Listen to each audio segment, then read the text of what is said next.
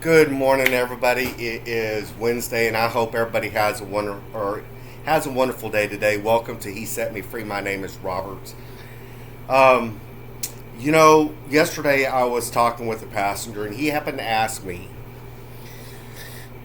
what time Lyft typically does their surging, and I told him, I said it varies. To be quite honest, there is no set time whenever they do their surging. And he goes on to explain that he was downtown the other day, and I guess pricing was extremely high, and so he waited 20 minutes, and it also said that it would take a while for him to get picked up. So he waited a little while, tried it again later, and then was able to get home, and I guess for a reasonable price. But then it hit me, for whatever reason, that these turbos that they offer us, 10, 20, 30% turbos, sometimes I can be a little slow in putting two and two together. But then it hit me. Did you realize, for those that don't know, that these turbos are only on the amount that Lyft pays you, not on the total price of the ride?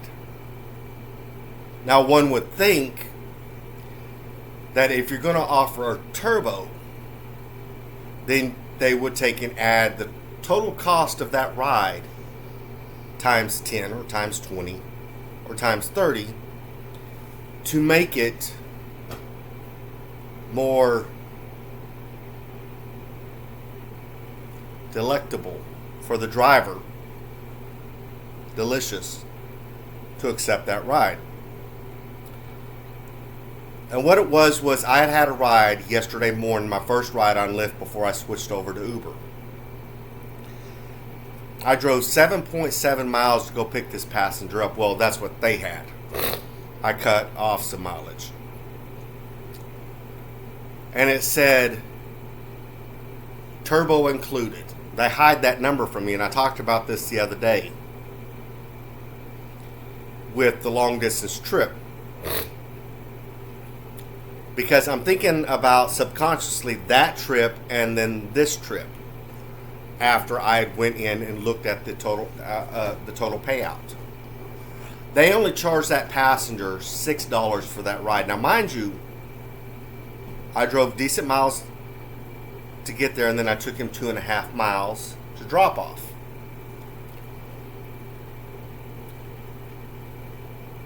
Unless there was a driver close, they would have only paid that driver $4 and some change. So all in all, for that ride,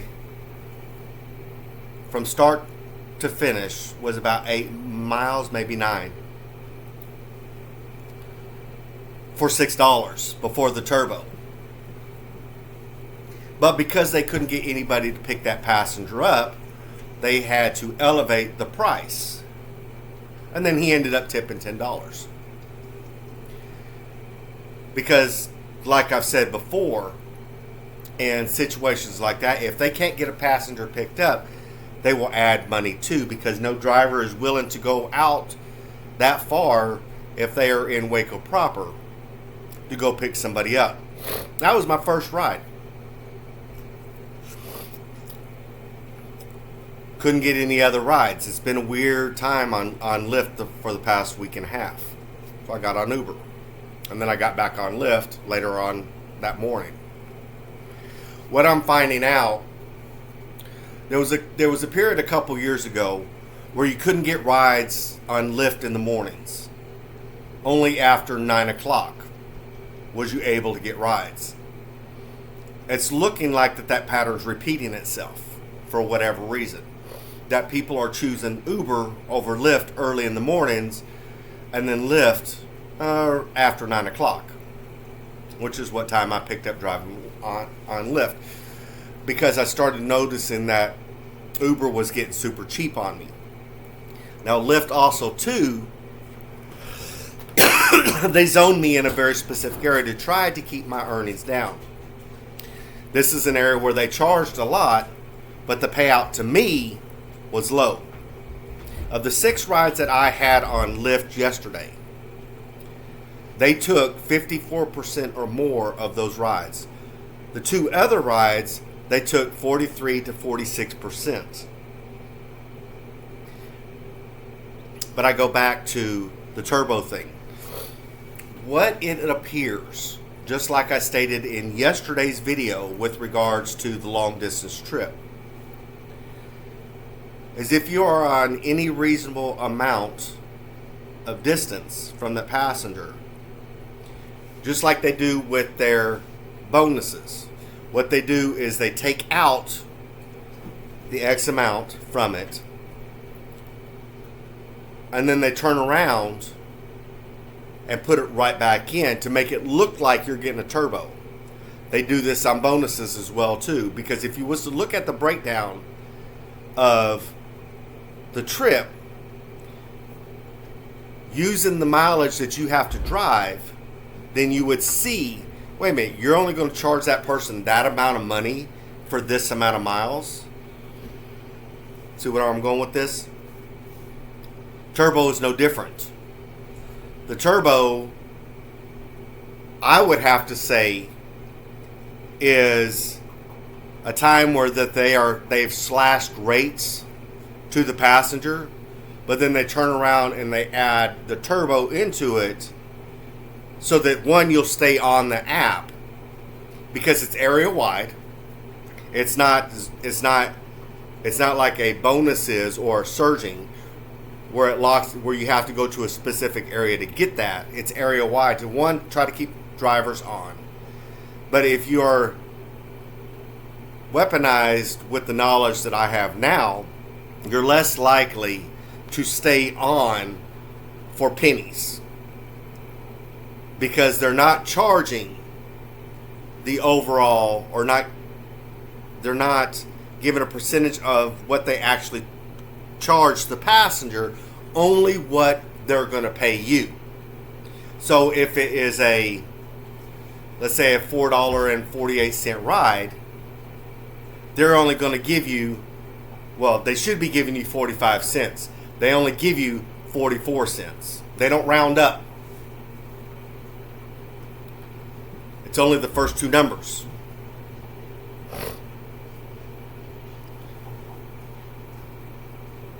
So essentially, you're not getting anything anyway.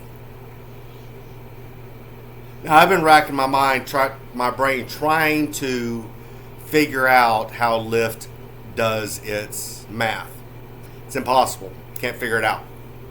However, I took and I put known information in ChatGPT yesterday. I might be able to figure it out. I actually archived the response. But I need to to get a printer cartridge for my printer so that I can print it out, and then I can actually look at it and then do the math. It's a lengthy formulation. And I'm going to see if that works. And I may even try Microsoft's Copilot to see what it gives me today. But what I find also interesting too is Lyft promises 70% take home to the driver.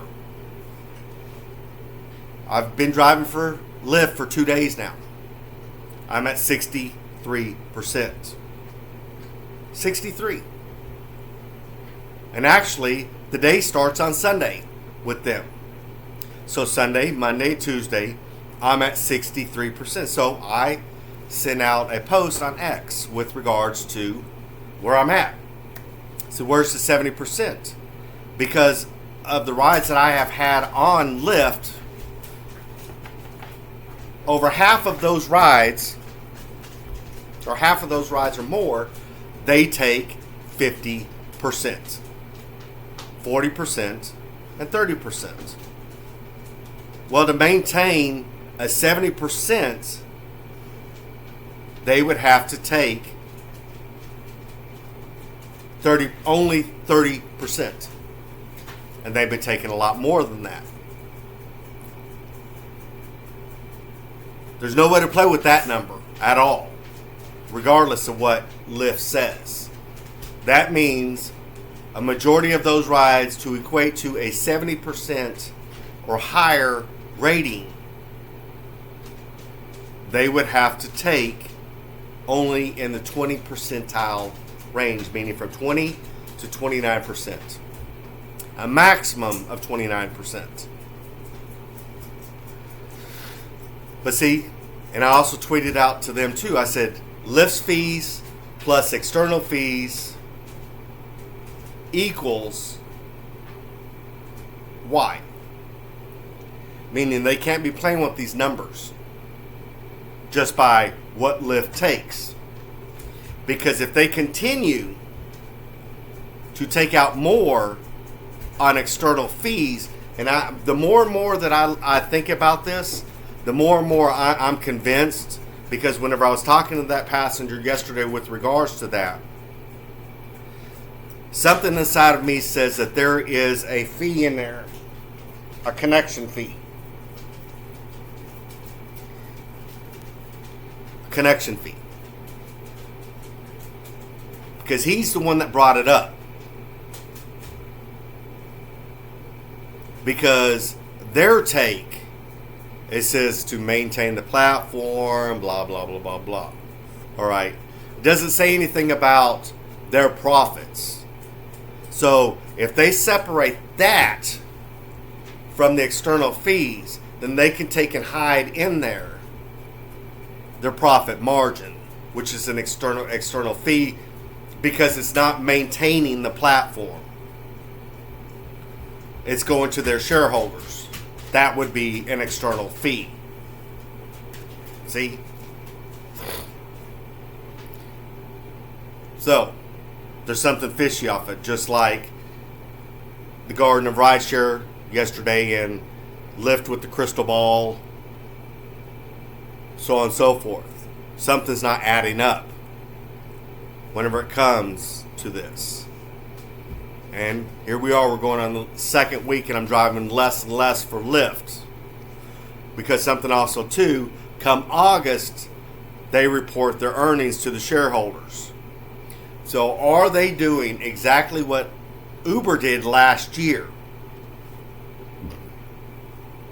Started padding their bottom line for their shareholders.